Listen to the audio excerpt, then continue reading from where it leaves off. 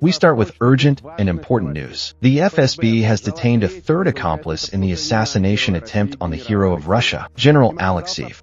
It turned out to be Pavel Vasin, the son of another suspect, Viktor Vasin, who rented a safe house for the killer Lubomir Korba.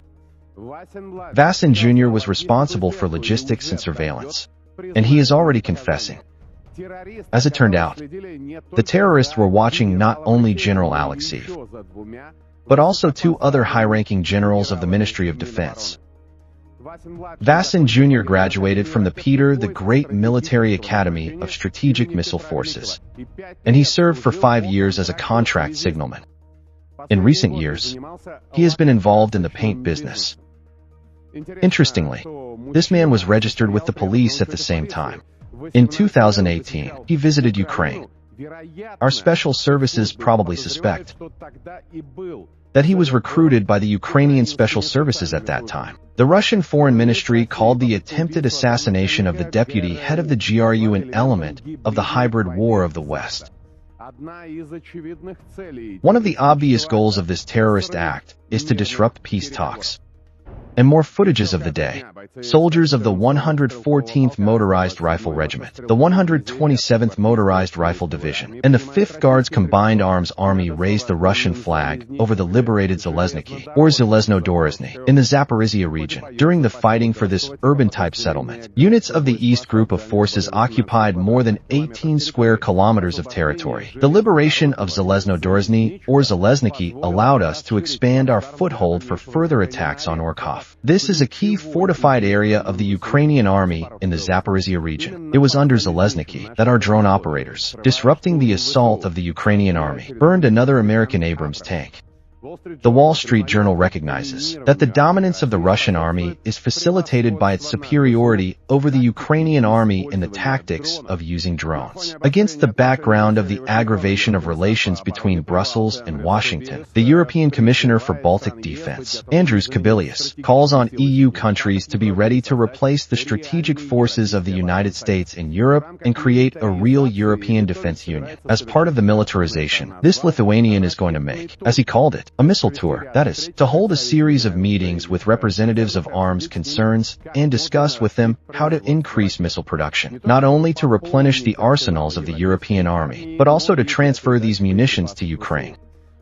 Tomorrow, the European Parliament will vote on granting Ukraine a so-called irrevocable loan in the amount of 90 billion euros. French President Macron said that the Europeans were able to make the decision to start arming the Kiev regime and impose sanctions against Russia in 48 hours. But now, the head of the Fifth Republic is still convinced that it is time for them to resume dialogue with Moscow, without leaving the peace talks to Trump.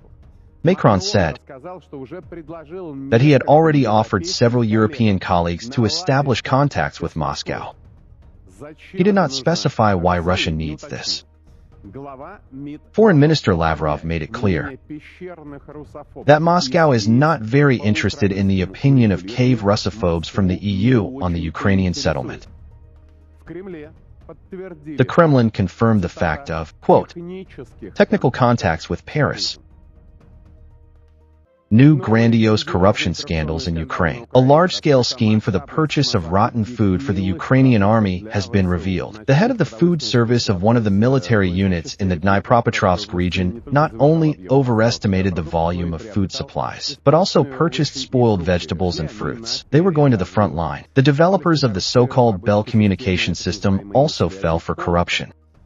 With its help, the Kiev regime wanted to establish command and control of the troops. In fact, the $6 million of foreign investments allocated for this project were plundered by the generals. People's Deputy Anatoly Gunko was caught taking a bribe. He was bribed $85,000. In addition, he participated in the cutting of the property of the Ukrainian Academy of Agrarian Sciences for almost $700,000. And a sensational confession was made by Ukrainian businessman Sergei Vagonian. He stated that not only Zelensky's entourage takes bribes, but also himself. Zelensky received and is receiving tens of millions of dollars through another crook from the show Quarter 95, from the former director of the security service, Bakanov. Against this background, Tymoshenko, whom they also accuse of corruption, spoke honestly from the rostrum of the Verkhovna Rada. Direct quote, "Every Ukrainian fiercely hates parliament, fiercely hates deputies. Maybe the people are mistaken?" said Tymoshenko. No, the people are not mistaken. Of course, this hatred is fueled by the rich vacations of the Ukrainian so-called elites. For example, at the Bukovel ski resort in the Ivano-Frankivsk region, corrupt officials of all stripes bask in luxury while ordinary people hide from military commissars and sit without warmth. While Ukrainians are dancing in Bukovel, a line of defense is being built in Poland and the Baltic states. The Bundeswehr is also discussing a plan to deploy NATO troops to the east. For the first time since World War II, Germany is deploying a permanent base outside the country, in Lithuania, and Lithuania is happy. 25,000 military personnel are participating in the Arctic in the midst of the NATO cold response military exercises. Of course, British soldiers are also training to fight Russia. The action takes place inside a fake village in the Ukrainian-style. At least that's how the Daily Mail describes these military exercises. The military is trained to conduct combat operations in conditions where the enemy has an advantage in artillery and aviation. They call it the war in Ukrainian. At a secret landfill near Stonehenge. Everyone knows where it is located. They built the ghost town of Kopil Down. They recreated the detailed scenery of an Eastern European settlement. At least that's how the British see it. There are Ukrainian signs on the houses. There are broken Soviet vehicles on the streets. The walls are painted in Cyrillic script. There are muddy trenches all around. It's just like at the front. It seems that Europe is moving from political slogans to total field training. The European Union, of course, has phenomenal leadership. Ursula von der Leyen, as you know, simply took everything away from her colleagues, from the European commissioners, including Mrs. Kallas, who is responsible for the external relations of the European Union. So, apparently, to save face, Kaja Kallas has just stated that Europe, the European Union, has developed a list of concessions that Russia must make for the sake of long-term peace in Ukraine. As Kallas says, we also have requirements, and we must put forward these conditions by exerting strong pressure against the Russians.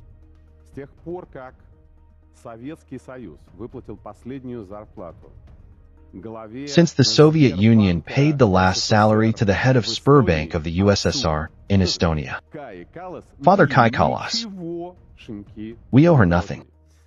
On the contrary, she owes us for her happy childhood, at least. Yes, but nevertheless, this is the kind of rhetoric that comes from Brussels from Baltic politicians. There are no specific dates yet for the next round of trilateral talks between representatives of Russia, Ukraine, and the United States. But the Kremlin expects that consultations or contacts, as our side calls these meetings, will resume soon. The Europeans continue to sabotage the Trump administration's diplomatic efforts.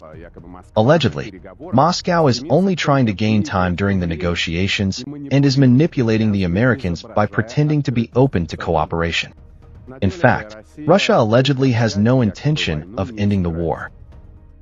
In fact, this is a quote from the Estonian Foreign Intelligence Agency's report, which was curiously reviewed by Bloomberg. Of course, Russophobia also reigns in Munich. The 62nd Security Conference opened there. This platform, created, it seems, for an open dialogue, has turned into a club of like-minded people, Western like-minded people. There have been no Russian representatives in Munich for a long time. This time the annual report of the forum is called In the Stage of Destruction. Naturally, this is about the collapse of the former world order. This document contains direct evidence of Europe's preparations for war with Russia. They accuse Moscow of unleashing a hybrid war against NATO countries. And there are some expert estimates according to which the Russians will be able to start a war against European countries within 6 months after the end of the Ukrainian conflict. They also criticize Washington in this report. It was in Munich last February. that U.S. Vice President Vance attacked the current Europe, which rejects the principles of democracy and freedom of speech. At least that's what Vance said. Putin warned in Munich back in 2007 about the impending collapse of the unipolar world and the risks posed by NATO's expansion to the east. Today is just 19 years since the landmark speech of the President of Russia. Yes, the United States allegedly does not develop offensive weapons. In any case, the public is not aware of this, although they are probably developing it. But we won't even ask them about it now. We know that the development is underway. But now we're going to pretend that we don't know about it. We're going to assume that they're not developing it. But what do we know? We are aware of the fact that the United States is actively developing and already implementing a missile defense system. Yes, it is ineffective today, and we don't know for sure if it will ever be effective. But theoretically, this is exactly what it is created for. So, again, hypothetically, we assume that someday the moment will come when the possible threat to them from our nuclear forces will be completely neutralized by them. Russia's current nuclear forces. And if this is true, it means that the balance will be completely disrupted. And then one of the parties will have a feeling of complete security. This means that it frees its hands not only in local, but perhaps also in global conflicts.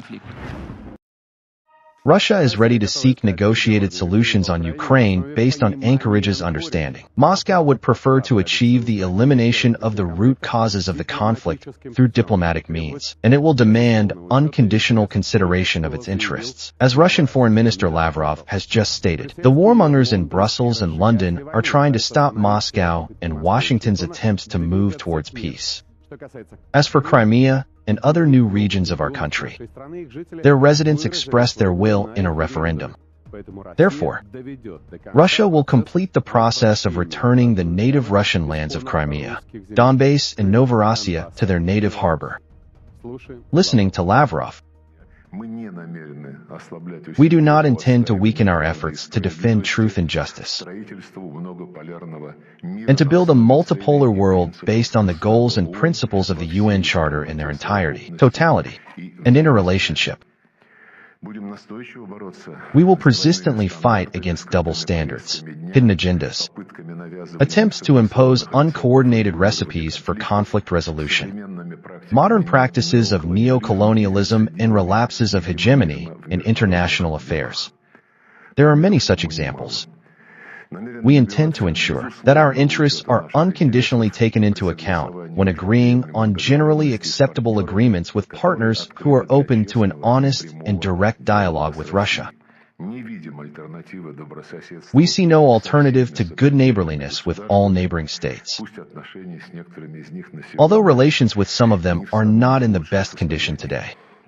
Of course, first of all, this concerns Ukraine, where after the 2014 coup, the legitimate rights of Russians and all people who associated themselves with Russia were trampled on.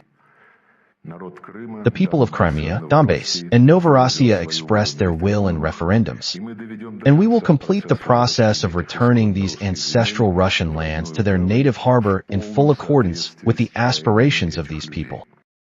The Russian armed forces have launched massive attacks on infrastructure and military facilities in Ukraine, which are used in the interests of the Ukrainian army. Ukraine's energy system cannot withstand a barrage of attacks. According to CNN, the Kyiv regime has failed to provide reliable protection for critical infrastructure. The Russian army is constantly improving its drones and missiles so that they cause maximum damage. Analysts at the American Institute for the Study of War say, that night, explosions thundered in the Dnipropetrovsk, Sumy, and Kharkiv regions. There is a massive fire at the arrival point in the city of Kilya, Odessa region.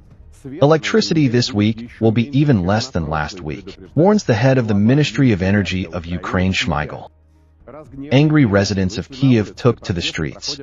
Protests are taking place on Winston Churchill Street and on Verkhovna Rada Boulevard.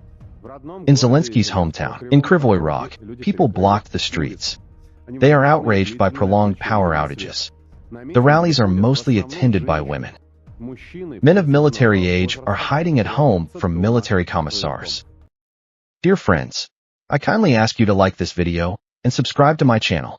Thank you.